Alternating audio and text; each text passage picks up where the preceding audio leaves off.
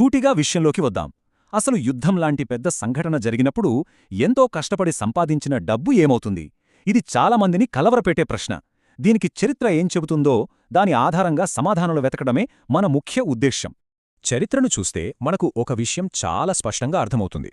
ఎక్కడైనా ఎప్పుడైనా పెద్ద సంఘర్షణలు మొదలయ్యాయంటే చాలు, మార్కెట్లు తీవ్రమైన ఒడిదుడుకులకు లోనవుతాయి. ఇదొక రకంగా చూస్తే పెద్ద రిస్క్, కానీ సరిగ్గా ఆలోచిస్తే మరోవైపు కొన్ని అవకాశాలను కూడా సృష్టిస్తుంది. ఓకే, మరి ఇలాంటి సమయంలో పెట్టుబడిదారుల టూల్కిట్లో మొదటి ఆయుధమేంటో చూద్దాం. అదే సేఫ్ హేవెన్, లేదా మన భాషలో చెప్పాలంటే సురక్షితమైన స్వర్గం, గపిరిచ్చే ఆస్తుల గురించి తెలుసుకుందాం. ఇంతకీ సంక్షోభం రాగానే అందరూ బంగారం, వెండివైపు ఎందుకు పరుగులు తీస్తారు? సింపుల్, కరెన్సీ విలువ పడిపోయినప్పుడు ఈ లోహాలు తమ విలువను కాపాడుకుంటాయి. వేల సంవత్సరాలుగా ఇవి నమ్మకాన్ని నిలబెట్టుకున్నాయి. చెప్పాలంటే ఇవి ఒక రకమైన ఫినాన్షియల్ ఇన్సూరెన్స్ లాంటివి. ఈ థియరీకి చరిత్రలో ఒక తిరుగులేని ఉదాహరణ ఉంది. మానవ చరిత్రలోనే అతిపెద్ద సంఘర్షణ, అదే రెండవ ప్రపంచ యుద్ధం. ఆ సమయంలో మార్కెట్ల పరిస్థితి ఏంటో ఒక్కసారి చూద్దాం. ఇది చూడండి, రెండవ ప్రపంచ యుద్ధం జరిగిన ఆ 6 ఏళ్లలో బంగారం ధర ఏకంగా 70% పెరిగింది. ఎంత పెద్ద పెరుగుదలో కదా!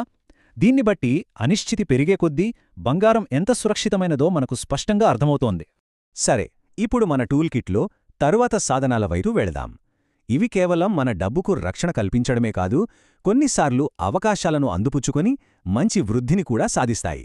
దీనికి కారణం చాలా సింపుల్. సంఘర్షణలు మొదలవ్వగానే దేశాలేం చేస్తాయి? తమ రక్షణ కోసం బడ్జెట్లను భారీగా పెంచుతాయి. మరి ఆ డబ్బంతా ఎక్కడికి వెళ్తుంది? నేరుగా రక్షణ రంగ కంపెనీలకే.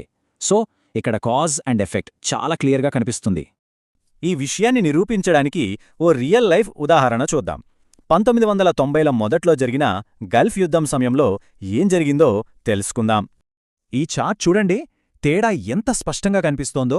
ఓవైపు సాధారణ మార్కెట్ దాదాపు ఫ్లాట్గా, అంటే ఎలాంటి గ్రోత్ లేకుండా ఉంటే, మరోవైపు డిఫెన్స్ స్టాక్స్ ఏకంగా 30% లాభపడ్డాయి. నెంబర్స్ అబద్ధం చెప్పావు కదా? ఓకే, ఇప్పుడు ఇంధన రంగం గురించి మాట్లాడుకుందాం. యుద్ధాలు గ్లోబల్ సప్లై చైన్లను దెబ్బతీస్తాయి. ముఖ్యంగా చమురు ఉత్పత్తి చేసే దేశాల్లో గొడవలు మొదలయ్యాయంటే ప్రపంచవ్యాప్తంగా సప్లై తగ్గిపోతోంది. కానీ డిమాండ్ మాత్రం తగ్గదు. దీంతో ధరలు ఆకాశాన్నంటాయి.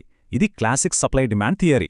చమురు ధరలపై యుద్ధం ఎంతలా ప్రభావం చూపుతుందో చెప్పటానికి ఒక నాటకీయ చారిత్రక సంఘటన ఉంది.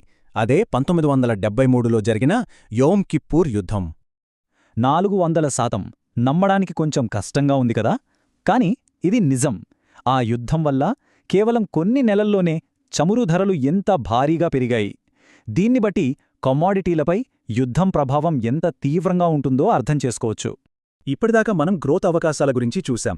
ఇప్పుడు పోర్ట్ఫోలియోలోని డిఫెన్సివ్ విభాగానికి వద్దాం.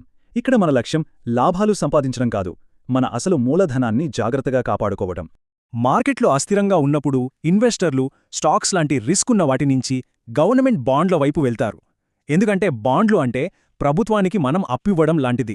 మనం పెట్టిన అసలుకి పూర్తి ప్రభుత్వ హామీ ఉంటుంది. అందుకే వాటిని చాలా సురక్షితమైనవిగా భావిస్తారు. అసలు కన్జ్యూమర్ స్టేబుల్స్ అంటే ఏంటి? చాలా సింపుల్గా చెప్పాలంటే, ఆర్థిక పరిస్థితి ఎలా ఉన్నా, యుద్ధం వచ్చినా, శాంతి ఉన్నా ప్రజలు ఆహారం తినడం, మందులు వాడటం లాంటివి ఆపరు కదా. అందుకే ఈ రంగాల్లోని కంపెనీలు సంక్షోభ సమయాల్లో కూడా స్థిరంగా నడుస్తాయి. ఓకే, ఇప్పటిదాకా మనం చూసిన ఈ ముక్కలన్నిటినీ కలిపి ఒక కంప్లీట్ స్ట్రాటజీ ఎలా తయారు చేయాలో ఇప్పుడు చూద్దాం. ఇదే ఈ విశ్లేషణలో చాలా ముఖ్యమైన భాగం. ఇదే అసలైన ప్రశ్న. ఈ రకరకాల ఆస్తులన్నింటినీ కలిపి ఒక సమతుల్య పోర్ట్ఫోలియోని ఎలా నిర్మించాలి? దేనికి ఎంత కేటాయించాలి? ఆ బ్యాలెన్స్ ఎలా సెట్ చేయాలి? చరిత్ర ఆధారంగా నిపుణులు సూచించే ఒక మోడల్ పోర్ట్ఫోలియో ఇది. ఈ టేబుల్ను గమనిస్తే ప్రభుత్వ బాండ్లకు 30%, డిఫెన్సివ్ స్టాక్స్కు 25% కేటాయించారు. చూశారుగా, సేఫ్టీకి ఎక్కువ ప్రాధాన్యత ఇచ్చారని క్లియర్గా తెలుస్తోంది. అనుకోని అవకాశాలను అందిపుచ్చుకోవడానికి కొంత క్యాష్ చేతిలో ఉంచుకోవడం చాలా ముఖ్యం.